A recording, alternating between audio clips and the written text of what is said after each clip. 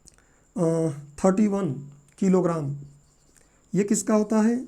तो ये होता है प्रोटॉन का। और इलेक्ट्रॉन का होता है 1.67 के आसपास है, इंटू 10⁻⁻27 किलोग्राम। सॉरी, गलत हो गया, मैं यहाँ कर देता हूँ इसको इलेक्ट्रॉन और इसको कर देता हूँ प्रोटॉन। देखिए, और न्यूट्रॉन का भी लगभग इतना ही होता है, 1.6 इंटू 10⁻⁻27। वो प्रोटॉन का लगभग बराबर होता है वो भी, और किलोग्राम बोला जा रहा है। देखिए, अब कोई पूछे आपसे कि इनमें कौन बड़ा है, ये कौन सा द्रव्यमान ज़्यादा है, तो ये दोनों ज़्यादा हैं और ये दोनों क्या है, कम हैं। क्यों? क्योंकि 10⁻31 है। आपने पढ़ा होगा कि 10⁻2 मतलब क्या होता है, दशमलव लगाया, जीरो लगाया, फिर 1 किया। 10⁻2 मतलब हुआ 0.001। 10⁻3 होगा 0.001। 10⁻4 होगा 0.0001। ये सारी चीज़ें साइंस में पढ़ाई जाती हैं। ये जब भौतिक विज्ञान पढ़ाया जाता है तो उसमें वैज्ञानिक विधि पढ़ते हैं हम, कि अंकों को लिखने की वैज्ञानिक विधि, उसमें इसको पढ़ा जाता है। खैर, ये बात तो आपको समझ में आ गई कि पॉइंट में रहेगा तो कैसे लिखेंगे। अब देखिए, -31 मतलब क्या होगा, इससे दशमलव के बाद जीरो क्या होंगे, बहुत ज़्यादा लगेंगे, 31 तक जाएंगे। और इसमें क्या 27 लगेगा। मतलब क्लियर सी बात, यहाँ पे बात क्लियर है कि जो इलेक्ट्रॉन होता है वो हल्का होता है और ये क्या होता है, भारी होता है। तो आप बोल सकते हैं कि इलेक्ट्रॉन हल्का है इसलिए वो प्रवाहित होता है, और प्रोटॉन चूँकि भारी होता है इसलिए वो ढंग से प्रवाहित नहीं हो पाता है। ये अलग एक कंसेप्ट है, मैं आपको जनरल समझाने के हिसाब से बोल रहा हूँ कि आपके दिमाग में ये बात बैठ जाए। तो क्या होगा, इलेक्ट्रॉन चलेगा, इलेक्ट्रॉन के चलने के कारण ही क्या बनती है, धारा बनती है। तो आप दिमाग में रख लीजिए कि इलेक्ट्रॉन के चलने के कारण ही धारा बनती है। अच्छा, और आप इलेक्ट्रॉनिक्स में मैंने आपको क्या बताया था कि इलेक्ट्रॉनों के चलने का जो गति है उसको हम नियंत्रित कर लेते हैं और नियंत्रित करके अपना काम चलाते हैं। खैर, ये बात तो अभी हम लोग उठाएंगे आगे। ये बात आपको समझ में आ गया हो कि इलेक्ट्रॉन अपेक्षाकृत हल्का है, प्रोटॉन अपेक्षाकृत ज़्यादा भारी है, और इसलिए इलेक्ट्रॉन ही फ्लो करता है, प्रोटॉन फ्लो नहीं करता है। तो इलेक्ट्रॉनों के बहने की दिशा के विपरीत दिशा में धारा बनती है। अब थोड़ा सा हमको बात ये भी समझना है कि अलग अलग प्रकार के हम पदार्थ लेते हैं और उन पदार्थों में धारा बहती है अलग अलग चीज़ों के कारण, और ये हमको इस चैप्टर में आवश्यकता पड़ेगी, तो थोड़ा सा इस पर बात कर लेते हैं। देखिए, एक तो जैसे हम पदार्थों को बांटें, यहाँ पे पदार्थों को बांटें अगर हम, तो किसके आधार पर, विद्युत के आधार पर मैं बांट रहा हूँ। अदरवाइज तो आप जैसे जैसे आधार बदलेंगे पदार्थ अलग अलग प्रकार के हो जाएंगे। तो एक होता है क्या, चालक, एक को हम बोल सकते हैं चालक, कंडक्टर, एक को हम बोल सकते हैं क्या, कुचालक, एक को हम बोल सकते हैं क्या, अर्धचालक, सेमी कंडक्टर। मैं पहले ही बताया हूँ कि इस चैप्टर में अर्धचालक के बारे में पढ़ना आवश्यक है। इसी में सेमी कंडक्टर, इसको हम बोलते हैं क्या, सेमी कंडक्टर, इसको बोलते हैं नॉन कंडक्टर, और इसको हम बोलते हैं क्या, कंडक्टर। देखिए, चालक क्या होता है, तो चालक जब धारा हम प्रवाहित करेंगे तो चालक में धारा बहने लगेगी तुरंत। तो चालक में धारा प्रवाह के लिए कौन जिम्मेदार होता है, धारा जो प्रवाह हो रही है इसमें, धारा प्रवाह के लिए जिम्मेदार, उत्तरदायी कौन है। तो अभी आपने देखा कि इलेक्ट्रॉन बह रहे हैं इसलिए धारा बह रही है। तो चालकों में खासकर जो धात्विक चालक होते हैं, धातु के चालक होते हैं, जैसे एल्युमिनियम है, कॉपर है, तो जो धात्विक चालक होते हैं उन चालकों में धारा के प्रवाह के लिए जिम्मेदार कौन होता है, इलेक्ट्रॉन। और ये आप दिमाग में फिक्स कर लीजिएगा, प्रीलिम्स में क्वेश्चन पूछा सकता है कि चालक में या चालकों में धारा के प्रवाह के लिए उत्तरदायी कौन होता है, तो आप बताएंगे इलेक्ट्रॉन होता है। चालक में तो आपको पता है धारा जाएगी ही नहीं, तो धारा इसमें प्रवेश करती ही नहीं है, धारा प्रवेश नहीं करती, धारा नहीं चलती है। लकड़ी ले लीजिए, लकड़ी में धारा नहीं बहेगी, प्लास्टिक ले लीजिए, प्लास्टिक में धारा नहीं बहेगी, तो वो सब क्या है, कुचालक। अगला क्या है, अर्धचालक।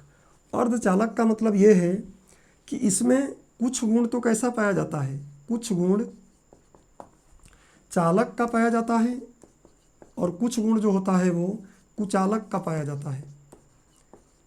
अर्थात जो निम्न ताप होता है, कम ताप 0 या फिर उससे ऊपर आप जाएं थोड़ा बहुत, तो निम्न ताप पर क्या होता है, इसमें ये कुचालक जैसा काम करेगा, निम्न ताप पर इसमें धारा नहीं बहती है। लेकिन जैसे ही इसका ताप बढ़ा दिया जाता है, जैसे इसका ताप रूम टेम्परेचर पे आ जाए 27-28 डिग्री सेंटीग्रेड पे और बढ़ा दो, तो ताप अगर हम बढ़ा देते हैं तो उस समय क्या होता है, इसमें धारा प्रवाहित करने लगती है। मतलब कम टेम्परेचर पर इसमें धारा नहीं बहेगी, लेकिन जैसे इसको गर्म कर दिया जाए, इसका ताप बढ़ा दिया जाए, तो क्या होता है, ये इसमें धारा प्रवाहित होने लगता है, चालक जैसा काम करने लगता है। अच्छा, एक बात और, आप तो इसमें कौन धारा के प्रवाह कौन होंगे, मैं आपको इसका डिटेलिंग अभी कराऊंगा, क्योंकि इसको हमको बहुत डिटेल से पढ़ना है। मैं तो यहाँ पे बस आपको अभी जनरल जानकारी दे रहा हूँ। तो धारा के प्रवाह के लिए जिम्मेदार कौन होता है इसमें, तो इलेक्ट्रॉन होता है। और एक शब्द जो मैं लूँगा उसको बस आप समझ लीजिए, अभी सुन लीजिए, उसके बारे में आगे बात करेंगे। इलेक्ट्रॉन के साथ साथ एक और चीज़ होता है, उसको हम क्या बोल देते हैं, चाहो तो आप उसको कोटर बोल दो, कोटर से अगर आपको दिक्कत है आप वीवर बोल दो, वीवर से भी दिक्कत है आप इसको होल बोल सकते हो। अब ये तीन चीज़ें आपको समझ में नहीं आ रही होंगी, कोटर क्या है, वीवर क्या है, या होल क्या है। तो अर्धचालकों का यहाँ पे अध्ययन अच्छे से करना है, इसलिए अभी मैं कोटर, वीवर, होल को मान लेता हूँ, आपने देखा ही नहीं है। जब समझाऊंगा तब आप देखें, तो ही बस मान लीजिए कि ऐसा है। और प्रीलिम्स में क्वेश्चन पूछा सकता है कि अर्धचालकों में धारा प्रवाह के लिए जिम्मेदार कौन होते हैं, तो ऑप्शन क्या बनेगा, इलेक्ट्रॉन और कोटर। कोटर, वीवर या होल क्या होता है, अभी मैं आपको आगे समझाऊंगा। एक चीज़ और यहाँ जोड़ लीजिए, जिसको हम बोलते हैं विद्युत अपघट्य। विद्युत अपघट्य। अब विद्युत अपघट्य क्या है, तो अभी मैं आपको बताया कि लिक्विड, देखिए तो ठोस की बात चल रही थी, वहाँ क्या है, लिक्विड है कोई, और उस लिक्विड में धारा अगर बह जाती है तो उसको हम बोलते हैं क्या, विद्युत अपघट्य। और इसमें अगर धारा बहती है तो इसके लिए जिम्मेदार कौन होता है, किसके कारण धारा बहती है, तो इसमें आपको भी मैं बताया कि पानी में जब इलेक्ट्रिक पास कराया गया था तो क्या हो गया था, फट गया था ना। मतलब उसमें कुछ पॉजिटिव आयन, कुछ नेगेटिव आयन बन गए थे, अर्थात ऋणायन और धनायन बन गए थे। ऋणायन धनायन क्या है, ये भी मैं आपको पीछे के लेक्चरों में बताया हूँ, शायद फर्स्ट लेक्चर में है इसके, आप देख लीजिए उसको पहले। तो इसके जिम्मेदार कौन होते हैं, धनायन और ऋणायन, धनायन और ऋणायन होते हैं। तो ये आपको प्रीलिम्स के व्यू से क्वेश्चन पूछा सकता है कि चालक में धारा प्रवाह किसके कारण होता है, तो हम बोलेंगे इलेक्ट्रॉन। कुचालक की बात करेगा नहीं वो।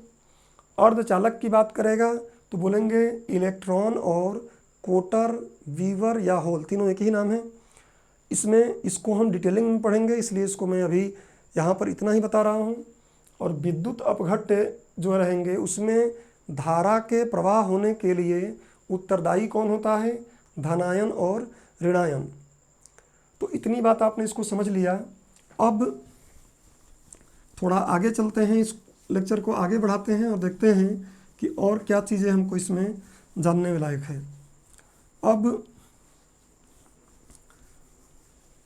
अब इसमें देखिए कि हम लोग पढ़ रहे थे इलेक्ट्रॉनिकी और जो इलेक्ट्रिकल हैं उनके बारे में डिफरेंस पढ़ रहे थे, और वहाँ कुछ शब्द आए थे, उन शब्दों को समझाने के लिए मैं अभी बीच में ऐड जैसा विज्ञान को जोड़ा और आपको समझाया। अब बात करते हैं हम कि जो हमारी इलेक्ट्रॉनिकी है, इलेक्ट्रॉनिकी के बारे में हमने उसका परिभाषा पढ़ लिए हैं, इसका इलेक्ट्रिकल से हमने तुलना कर लिया। और अब हम बात करेंगे कि इलेक्ट्रॉनिकी जो है कैसे कार्य करती है। अब इलेक्ट्रॉनिकी के बारे में हम काम करना शुरू करेंगे यहाँ पे। देखिए इलेक्ट्रॉनिकी में अब हम ये बात करेंगे कि जो इलेक्ट्रॉनिकी है किस पर, अर्धचालकों पर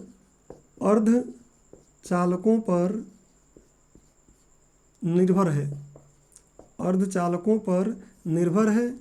और ये मैं बात कर रहा हूँ कब, लगभग 1970 के बाद से, या आप बोल सकते हैं वर्तमान बोल सकते हैं कि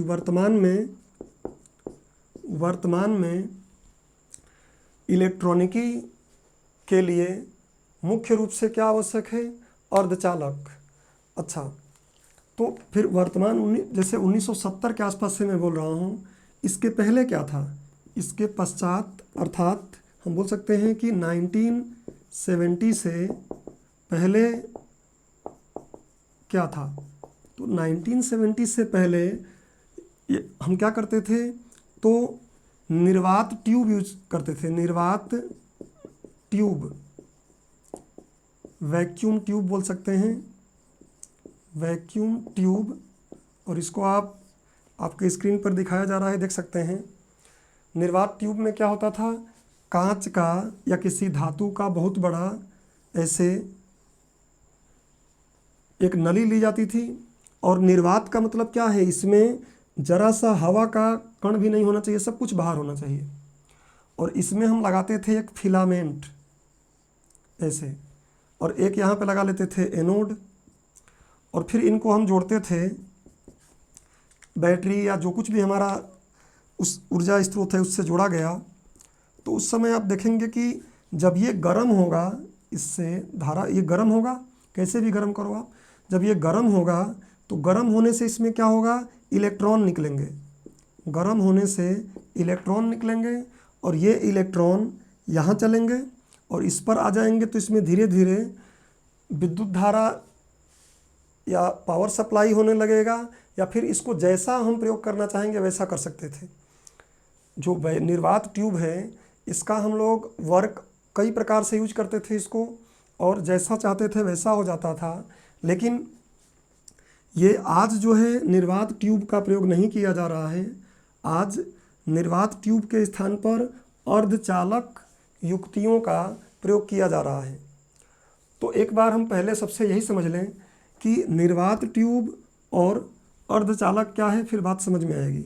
देखिए जो अर्धचालक थे, आप सुने होंगे कि पहले जो कंप्यूटर बनते थे वो एक एक दो दो घर के बराबर होते थे, और उसके बाद भी उनकी स्टोरेज क्षमता होती थी कुछ केबी में, एमबी भी नहीं केबी में।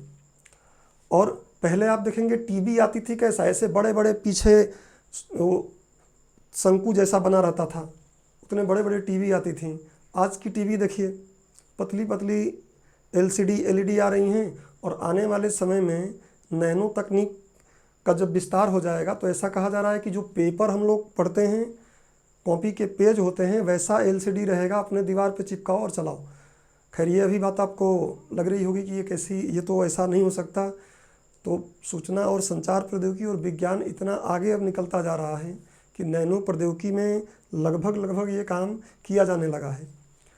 देखिए अब अभी यहाँ हम बात कर रहे हैं कि इलेक्ट्रॉनिकी में जो प्रयोग करते थे, पहले हम क्या करते थे, निर्वात ट्यूब, और आज प्रयोग कर रहे हैं क्या, अर्धचालक। निर्वात ट्यूब मैंने आपको बता दिया कि धातु की या कांच की ट्यूब लेते थे, उसमें एक फिलामेंट लगाते थे और एक इधर एनोड लगाते थे, इसको कैथोड भी कहा जाता था, इसको हम लोग कैथोड भी बोला जाता था, और ये क्या था, एनोड। अब किसी भी माध्यम से इसको गर्म किया जाता था, इलेक्ट्रिक भेज कर ही किया जाता था, और गर्म होने के बाद ये क्या होता था, इलेक्ट्रॉन निकलता था। और ये बात किस पर डिपेंड थी, तो एक इन्वेंशन हुआ था, जिस इन्वेंशन का नाम था क्या, तापायनिक उत्सर्जन। 1880, यहाँ नीचे बताता हूँ। देखिए 1884 में एक विद्वान थे जिनका नाम था थॉमस अल्वा एडिसन, नाम सुने ही होंगे आप, थॉमस अल्वा एडिसन। ये क्या बल्ब का आविष्कार कर रहे थे। ये बल्ब पर कोई रिसर्च कर रहे थे। जो बल्ब हम लोग घरों में लगाते हैं, प्रकाश देता है जो, उसी बल्ब के बारे में रिसर्च कर रहे थे। इन्होंने ही बनाया है बल्ब को, बल्ब के आविष्कारक यही हैं। तो इन्होंने एक और नई बात बता दिया कि जब भी कुछ विशेष तत्वों या धातुओं को हम एक निश्चित सीमा तक ऊर्जा देकर गर्म करते हैं तो उनके अंदर से क्या होता है, इलेक्ट्रॉन उत्सर्जित होने लगता है। इस घटना का नाम क्या दिया गया, तापायनिक उत्सर्जन। तापायनिक उत्सर्जन। कोई आपसे पूछता है कि तापायनिक उत्सर्जन क्या है, तो बोल सकते हैं कि ताप या ऊष्मा के प्रभाव के कारण किसी धातु, किसी तत्व, किसी वस्तु से, कुछ भी बोल सकते हैं, इलेक्ट्रॉनों के उत्सर्जन की घटना को हम क्या बोल देते हैं, तापायनिक उत्सर्जन।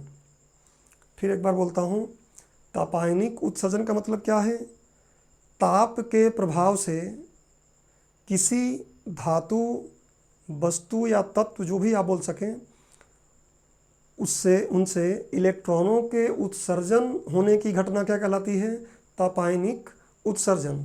तो ये तापायनिक उत्सर्जन एक प्रेरणा स्रोत का काम किया था और उसी के माध्यम से ये निर्वात ट्यूब बनाई गई। निर्वात ट्यूब, इसको एक निश्चित लेवल तक गर्म करेंगे कैसे भी, तो यहाँ से इलेक्ट्रॉन निकलेंगे, वो इलेक्ट्रॉन यहाँ पहुँचेंगे और फिर इन इलेक्ट्रॉनों को हम अलग अलग तरीके से नियंत्रित कर लेते थे। जो काम करवाना होता था हमें इनसे, उस टाइप का हम क्या करते थे, यहाँ इलेक्ट्रॉनों को नियंत्रित कर लेते थे। अब जब निर्वात ट्यूब वाली बात आई तो इसमें क्या हुआ कि अलग अलग कई चीज़ें बनाई गई। एक बनाया गया क्या, डायोड। निर्वात वाले की मैं बात कर रहा हूँ, जो पहले बनता था, डायोड। दूसरा क्या होता था, ट्रायोड। तीसरा क्या होता था, आप 4 यूज कर लोगे तो बोलेंगे उसको टेट्रोड। ऐसे ही आप पेंटोड, जो आवश्यकता हो वैसा करोगे, कहने की बात है, ज़्यादा इन्हीं का यूज होता था। देखिए डायोड, ये नाम जो रखे गए हैं किस पर रखे गए हैं, अभी मैंने आपको बताया कि एनोड और कैथोड। तो बाद उसमें देखिए जो ओड आ रहा है ना, वो तो क्या है, इलेक्ट्रोड के लिए है। इलेक्ट्रोड, जो छड़ है उसको इलेक्ट्रोड बोल रहे हैं।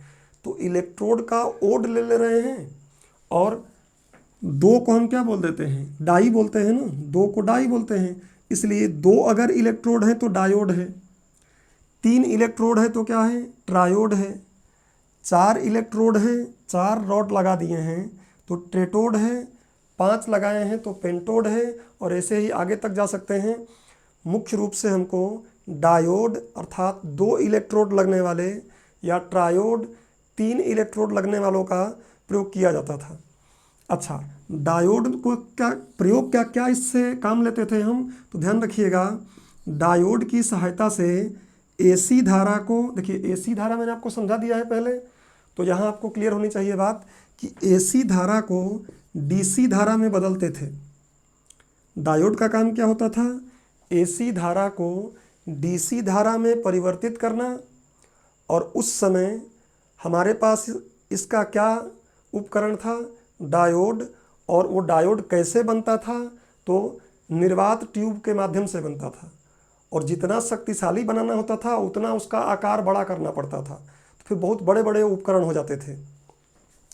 ट्रायोड क्या होता था, तो ट्रायोड में 3 इलेक्ट्रोड होते थे ऐसे, और ट्रायोड का प्रयोग किस में किया जाता था, तो आप सुनते हैं एम्पलीफायर। जैसे मैं बोल रहा हूँ, माइक यहाँ पे है तो आवाज़ को क्या कर देता है, बढ़ा दे रहा है। कई जगहों पे धारा कम है लेकिन इसका प्रयोग करके धारा को हम तेज कर सकते हैं, तेज धारा है उसको धीमे कर सकते हैं। तो इस तरीके से इसको प्रवर्धक की भांति प्रयोग किया जाता था। कुछ बढ़ाना होता था तो इसका प्रयोग किया जाता था। किस निर्वात ट्यूब के हिसाब से बनाया जाता था डायोड, ट्रायोड, और जो आवश्यकता हमें होती थी उस आवश्यकता के हिसाब से उसको बनाकर काम लेते थे हम। अब ये क्या बहुत ज़्यादा, देखिए इसमें क्या समस्या है, पहले तो क्या है कि बहुत बड़े बड़े हो जाते थे, और बड़े बड़े हो गए तो क्या, इनको एक जगह से दूसरे जगह तक ले जाना मुश्किल का काम है। उसके बाद देखिए ये कांच का ट्यूब लगाए हैं, ये कांच का ट्यूब जैसे ही थोड़ा इस पर कोई बल लगा, कहीं गिरे तो फूट जाएंगे, नुकसान हो जाएगा। तो मतलब ये क्या थे, ड्यूरेबल नहीं थे, लंबे समय तक इसको हम रख सकें ऐसा नहीं हो रहा था। साइज में बहुत बड़े थे तो एक जगह से दूसरे जगह तक नहीं ले आते थे। अच्छा, दूसरी चीज़ और है कि इनका जो कार्य क्षमता होता था वो कम होता था, इनकी कार्य क्षमता कम होती थी। तो ये निर्वात ट्यूब से हम 1950 के बाद आप देखोगे जो कुछ भी कंप्यूटर बना, जब हम लोग इसी चैप्टर में हम लोग आगे कंप्यूटर पढ़ेंगे तो आप देखिएगा कंप्यूटर जो पहले बनता था वो कितना बड़ा बड़ा कंप्यूटर होता था, एक दो घर के बराबर एक ही कंप्यूटर। टीवी आप देखते थे, बड़ी बड़ी टीवी या छोटी छोटी टीवी पीछे ऐसे शंकु जैसी हो जाती थी। पहले जो रेडियो बनते थे वो रेडियो भी इसी टाइप से बनते थे। तो जब तक अर्धचालक के बारे में हमको नहीं पता था, हम इनका यूज करते थे और अपने कार्य का संचालन करते थे।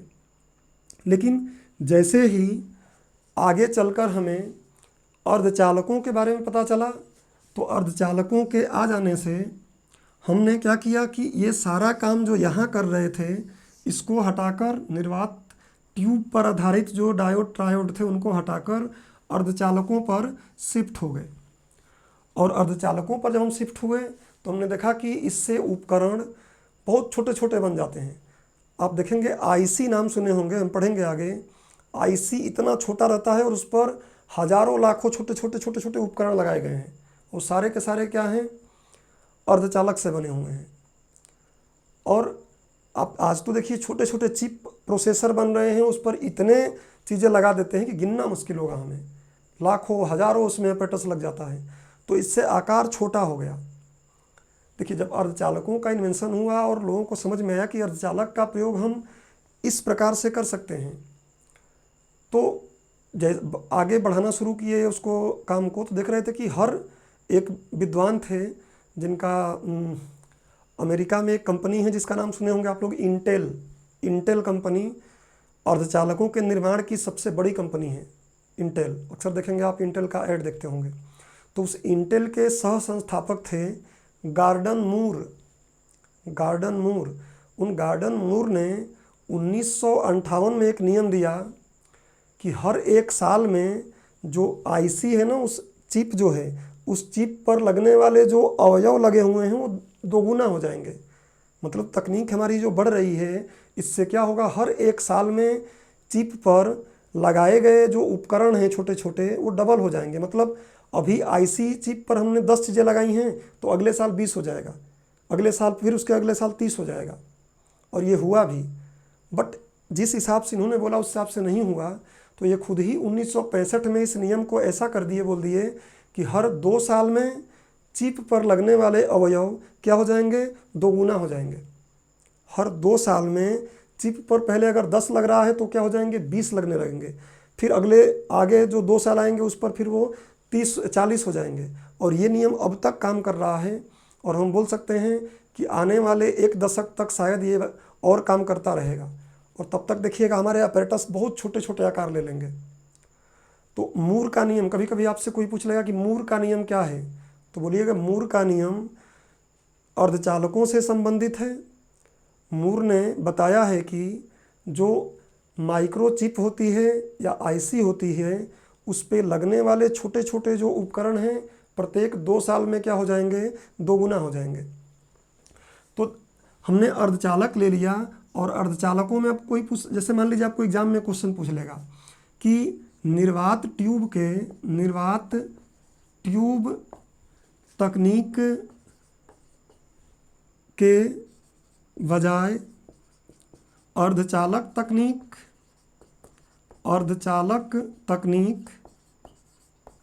या अर्धचालकों का प्रयोग क्यों बेहतर है। क्वेश्चन ऐसा कभी बन सकता है, क्योंकि हम इलेक्ट्रॉनिकी दिया है, अब उसमें से क्वेश्चन 1 पूछे, 2 पूछे, 9 पूछे, सिलेबस तो हमको पढ़ना ही है।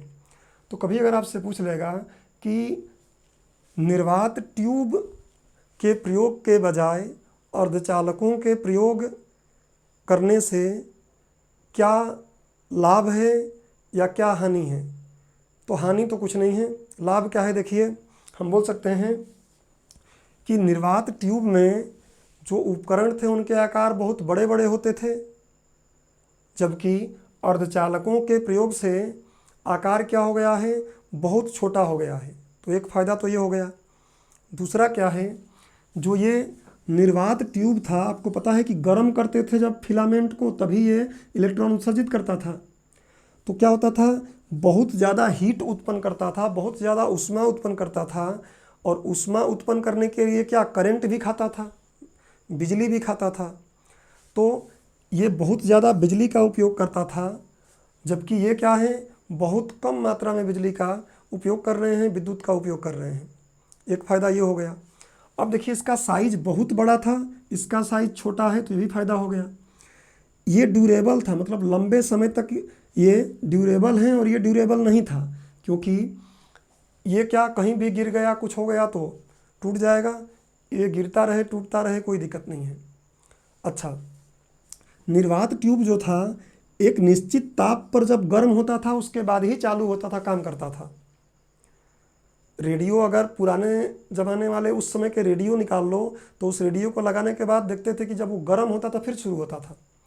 अर्धचालकों में ऐसा नहीं है, तुरंत चालू करो तुरंत शुरू हो जाएंगे, तुरंत ऑन करते हैं, तुरंत ही अपना काम करना शुरू कर देते हैं।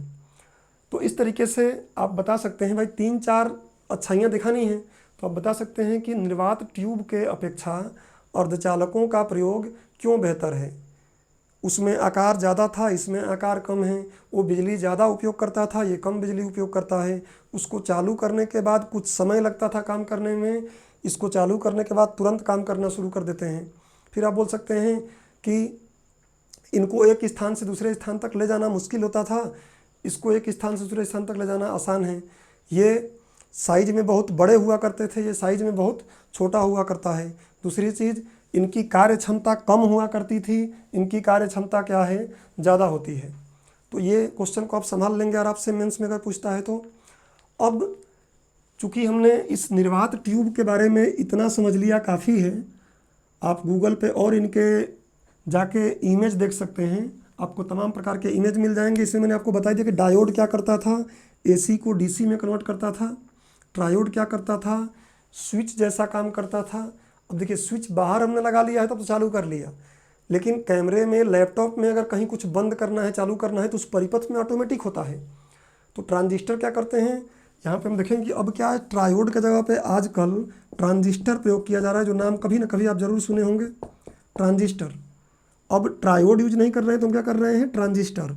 और डायोड तो आज भी यूज कर रहे हैं, लेकिन पहले हम ट्यूब डायोड प्रयोग करते थे, और आज क्या कर रहे हैं हम लोग, संधि डायोड। अब संधि डायोड क्या है बताऊंगा मैं। आज हम संधि डायोड का प्रयोग कर रहे हैं। तो इसका प्रयोग प्रवर्धक के रूप में, धारा को बढ़ाने के लिए, वोल्टेज को बढ़ाने के लिए, ऊर्जा को बढ़ाने के लिए, और स्विच के तरह कार्य किया जाता था। इसका काम क्या था, तो इसका कार्य एसी को डीसी में कन्वर्ट करना, और भी कई जगह हम देखेंगे कि एक ही तरफ से केवल धारा बहे, दूसरी तरफ से धारा ना बहे, ऐसा भी इसका कार्य था। अच्छा, अगर कभी आप लोगों से फैक्चुअल चीज़ों पे आप ध्यान ज़्यादा देते हैं, तो अगर कोई पूछेगा कि डायोड का इन्वेंशन किसने किया, ये निर्वात वाले डायोड का, तो आप बोल सकते हैं थॉमस अल्वा एडिसन ही बोल दीजिए, थॉमस अल्वा एडिसन। और अगर कोई आपसे पूछता है कि ट्रायोड का, वैक्यूम वाला जो ट्रायोड है, इसका इन्वेंशन किसने किया था, तो आप इसको बोल सकते हैं लीडी फॉरेस्ट, लीडी फॉरेस्ट, इसको हम बोल सकते हैं, इनका नाम था लीडी फॉरेस्ट। अच्छा, ये थॉमस अल्वा एडिसन को बात ज़रूर मिली थी, लेकिन आपको एग्ज़ाम में आएगा तो आप ये मत लिखिएगा, थॉमस अल्वा एडिसन के जगह पर आप दूसरा नाम लिखिएगा, और उनका नाम क्या है, उनका नाम है जॉन एम्ब्रोस फ्लेमिंग। 1904 में उन्होंने इसको बताया, जॉन एम्ब्रोस फ्लेमिंग। तो ये अगर फैक्चुअल तरीके से कुछ पूछा गया तो बता सकते हैं कि 1904 में इसका इन्वेंशन किए थे, किसका, डायोड का, जॉन एम्ब्रोस फ्लेमिंग। और डायोड का इन्वेंशन किसने किया था, तो उनका नाम, सॉरी डायोड का बता दिया मैं, ट्रायोड का कौन है, ट्रायोड का है लीडी फॉरेस्ट। तो इस तरीके से हमने ये बात कर लिया। अब हम लोग पूरी तरीके से अर्धचालकों पर चलेंगे, देखेंगे अर्धचालक का प्रयोग कैसे किया जा रहा है और क्या किया जा रहा है। तो ठीक है, इस लेक्चर को तो खैर यहीं पर विराम देते हैं।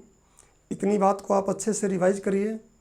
अगले लेक्चर में जैसे ही हम मिलेंगे तो फिर इस एक पड़ाव को हमने ख़त्म कर लिया है, अब दूसरे पड़ाव पर आएंगे, देखेंगे अर्धचालक के बारे में बात करेंगे।